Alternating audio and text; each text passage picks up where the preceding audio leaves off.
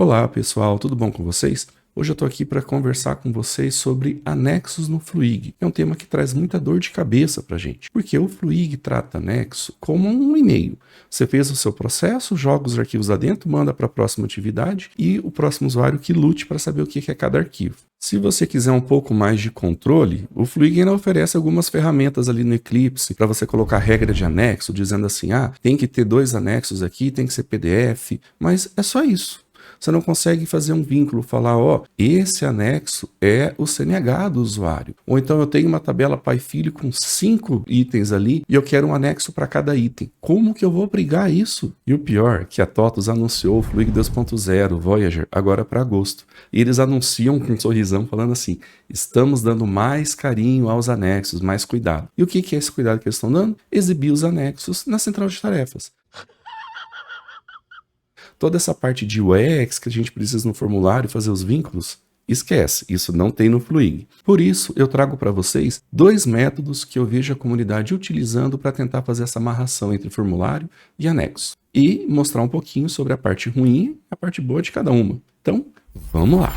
O primeiro método é simplesmente pegar esse arquivo e enviar manualmente para o GED do Fluig. E aí você salva no seu formulário informações referentes a esse arquivo para você ter um acesso posterior. Eu só vou ensinar o caminho das pedras, que é como eu envio um arquivo do formulário para o GED do Fluig e como que eu pego as informações para salvar como anexo do processo depois. Para usar esse método, a gente precisa organizar o GED. Então vamos criar uma pasta onde a gente vai jogar os arquivos lá dentro. É importante que essa pasta as pessoas consigam ler, fazer download dos arquivos que estão lá e permissão de escrita, porque senão como que alguém vai fazer um upload para uma pasta lá dentro se ela não tem permissão de fazer esse upload? A gente pode remover o listar conteúdo para que as pessoas não cheguem na pasta, cliquem e vejam tudo que está lá dentro. Porém, temos um problema. Se os usuários têm permissão total para ver o que tem lá dentro, se ele vir aqui e fizer uma busca, eles vão ver os arquivos que estão anexados. Então tenham cuidado com isso. Pode ser que nessa pasta principal a gente dê essa permissão total,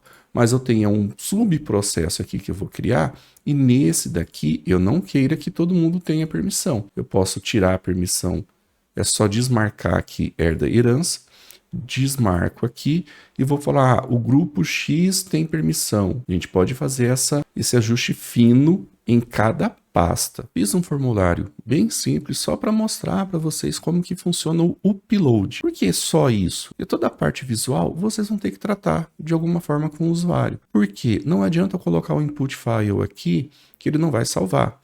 Mas eu preciso do input file para ter como pegar esse arquivo e mandar para o Fluig. Como vocês vão fazer isso? Vocês podem criar uma modal, quando eu clicar no botão chama modal com esse input atrás, ou deixa um input file escondido e você dá um clique nele só para abrir a seleção. Mas o importante é, eu preciso do input file para poder selecionar o arquivo. E a partir dessa seleção, o navegador tem acesso ao arquivo físico e eu posso pegar e mandar para o Fluig.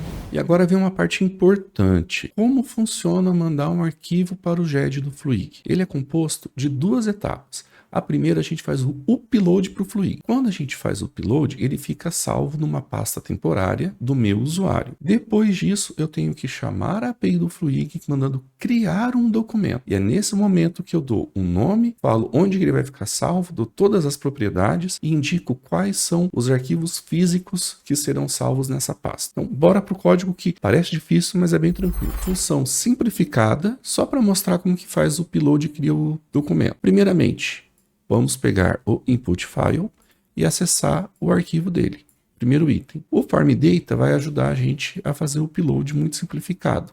Precisamos passar para ele o User ID, que a gente pega usando a WCM API, e indicar o Files, passando o arquivo que a gente pegou. O endereço é sempre esse daqui, ecm/upload. Ele vai fazer tudo automático, eu simplesmente estou verificando se ele retornou um 200, está tudo ok, senão ele joga o erro para nós na tela. Com isso daqui, eu garanto que o arquivo foi enviado para o Fluig. Agora é a parte de criar o documento. O que a gente precisa? Esse é o mínimo. Eu estou criando um objeto, qual que é a empresa, quais são os arquivos. No caso, estou fazendo um documento para um arquivo, porque lembra, a gente pode criar documentos com vários anexos dentro desse documento, que no caso eu quero um para um. Então, embora esteja passando um array, eu sempre vou passar um objeto. E aqui, o file name tem que ser realmente o file name do arquivo. Então, por isso está attachment file. Porém, na description, eu posso colocar o que eu quiser.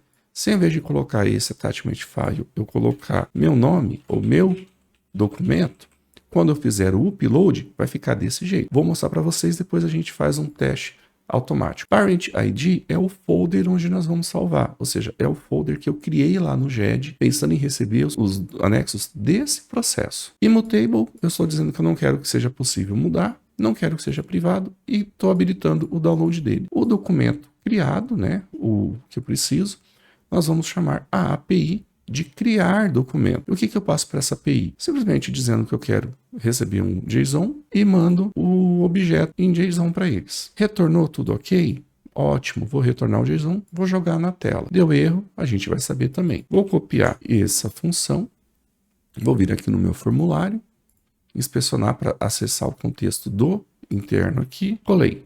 Show! O que eu vou fazer agora? Upload attachment. Ó, já me retornou. Qual que é o conteúdo que me retornou? As informações no documento. Então, ó, CRC, quem que colocou, ó, a description, meu documento, a data de expiração que eu não coloquei, o ID, esse aqui é o documento ID. Vocês têm que salvar algumas coisas no seu formulário para você depois disponibilizar para o seu usuário. Por exemplo, vou querer que tenha um botão para ele fazer download. Como que você vai fazer o download do arquivo? Você tem que, no mínimo, saber qual que é o ID dele, saber qual que é a versão, e aí você consegue gerar um link de download para ele poder baixar. Então, vocês vão ter que trabalhar tudo isso de alguma forma com o seu usuário. Mas o importante é, o upload a gente fez. Se eu vir aqui na minha pasta de upload, olha lá, meu documento, ó, a capa do meu vídeo anterior, tá aqui. Se eu chegar aqui, vou trocar a função, vou voltar ela para ser o file name automático. Vamos salvar, vou jogar aqui, vamos trocar, em vez de pegar esse, eu vou pegar cover e vou chamar a função de novo. Então, ó, você viu que aqui já me deu o ID 18, cover.jpg, versão. Se eu vir aqui, olha lá, cover.jpg, tá aqui. Viram como é simples enviar anexo para o GED do Fluig? O difícil é fazer a interação com o usuário, pegar os retornos que você recebeu do GED e salvar no formulário de uma forma que você possa acessar depois. Se precisar fazer o vínculo como um anexo de processo, usar um evento de processo para colocar esse arquivo anexado e por aí vai. Mas no geral, enviar o anexo é simples. Outro método é aproveitar os componentes de anexo do Fluig, forçando enviar o arquivo já com nome específico, salvando isso no formulário e você ter acesso aos documentos anexos ali pela tela de solicitação de processo. Só de ouvir pode parecer que é mais simples do que enviar os anexos para o GED. Mas não é tão simples assim. Parte boa é, temos duas opções na comunidade bem legais para ajudar nessa parte de fazer os anexos dessa forma. O colega Sérgio Machado, há alguns anos, compartilhou no GitHub dele esse componente anexos, que é uma classe, né, de scripts e formulário mostrando como fazer o vínculo do formulário com o componente de anexos do processo. E ele mostra exemplos de pai e filho, tem um vídeo explicativo. É muito bom dar uma olhada, eu vou deixar aqui no cardzinho o vídeo do YouTube dele e o link do componente. Baseado nesse componente anexos do Sérgio Machado, eu resolvi criar um plugin de jQuery para facilitar minha vida fazendo vínculo. Aqui no meu caso, eu salvo no formulário somente o nome do arquivo, o nome que eu quero que seja reconhecido aquele anexo. E eu oculto a aba de anexos, porque se eu estou fazendo os vínculos pelo formulário, eu não quero que alguém possa entrar na aba de anexos e ficar escolhendo as coisas. Mas todo o resto é mais automatizado. Gostei bastante, vou compartilhar com vocês aqui um pouco dele. No meu GitHub eu compartilhei o projeto aberto para todos, podem entrar lá, fiquem à vontade para baixar. Vou deixar o link aqui na descrição do vídeo. Aqui na documentação eu explico quais são os métodos, como que funciona, o que você tem que colocar no input ou não. E para instalar é só baixar release, descompactar no seu formulário e usar. Eu recomendo deixar numa widget e reaproveitar isso daí, ao invés de ter que ficar baixando em cada formulário. Como funciona o meu plugin? Eu simplesmente tenho um input do tipo text, nele eu estou colocando read only para não deixar as pessoas alterarem esse valor lá quando estiver editando no formulário ao invés do processo. E aqui os campos que determinam o nome do anexo, como que vai ser salvo, na verdade é a descrição do anexo e o que eu estou aceitando. Se eu não passar nada no dataset, eu estou aceitando qualquer tipo de arquivo. Isso daqui é muito importante, porque é isso que determina o vínculo do meu formulário com a aba de anexo. Ou seja, eu não posso ter anexos com o mesmo nome, tá? A mesma descrição, desculpa, porque é a descrição que faz o vínculo entre o meu formulário e a aba de anexos. Quando eu tenho mais de um anexo que eu tenho que ter o mesmo nome, ou você vai colocar numerozinhos nele para indicar, você vai usar prefixo. E aí os prefixos geralmente a gente vai fazer para uma pai filho. E aí o plugin já tem automatizado essas questões, né, de você deixar prefixo automático ou colocar coisas diferentes. Já vou mostrar daqui a pouco. E como que funciona na prática? Fiz a inserção do meu script de anexo e aqui eu estou instanciando ele, ó. O anexo 2, estou instanciando com os valores padrões. O que é o valor padrão? Ele vai pegar o que está aqui e vai exibir o botão de upload automaticamente, se tiver no modo de edição. Vamos vir aqui, vou recarregar. Para facilitar, mostrar para vocês em tempo real, eu vou exibir a aba de anexo para a gente ir acompanhando, porque vocês viram que estava oculta. Aqui, ó, vou clicar no enviar, vou pegar a capa vídeo sincronização usuário, vamos enviar, ó, o nome, um botãozinho aqui, e vocês viram que o anexo está aqui, ó, anexo 1. Clicando em anexo 1, está aqui, ó, CNH. Como é a primeira atividade, o Fluig não permite a gente visualizar, ele só deixa baixar, tá? Mas não tem problema. Vamos para a próxima? Quando acessa solicitação, ó lá, tá aqui a CNH, ficou feio, né? Pera aí. Eu esqueci do display fields aqui, vamos colocar ele rapidão.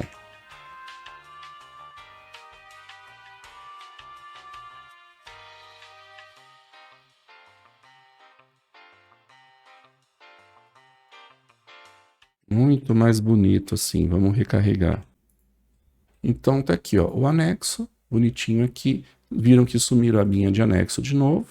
Se eu clicar no visualizar, ó lá, estou visualizando. Ah, vamos voltar para a edição. Vou movimentar. Ó lá, voltou o botãozinho aqui. Se eu excluir, não tenho mais o anexo. Ele foi removido. Se eu volto na aba de anexo, ó lá, está zerado. No histórico, excluiu o documento atividade 1. Vou enviar. Acabou a solicitação. Então, aqui na documentação, eu mostro vários casos, tá? Então, o exemplo básico de como que é o input, isso daqui são os padrões. Eu posso, na hora que está instanciando aqui, passar um objeto falando se é para exibir ou não o botão de ação. O botão de ação é o upload e delete. Eu posso dar um file name. Eu posso criar um prefixo.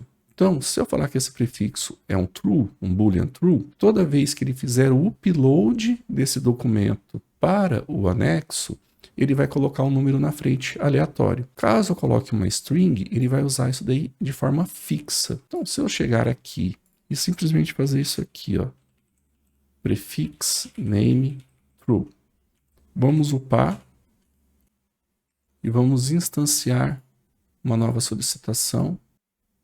Na hora que eu fizer o upload, ó, ele colocou um número na frente para distinguir.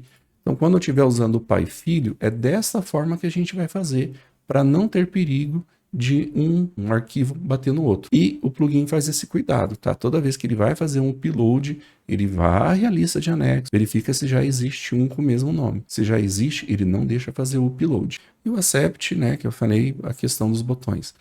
Além disso, aqui eu tenho todas as orientações bem legais, até exemplos de pai e filho, como que a gente pode fazer, e temos alguns métodos. Então, eu quero validar que tem anexo. Isso aqui ele vai verificar se existe algum campo escrito no arquivo, no input, e também verificar se esse mesmo valor está constando lá na tabela de anexos. Assim como a gente pode deletar, que foi o que eu fiz aqui. Na hora que eu clico nesse botão, eu estou fazendo o que o plugin já tem, mas eu posso manualmente chamar esse método para deletar.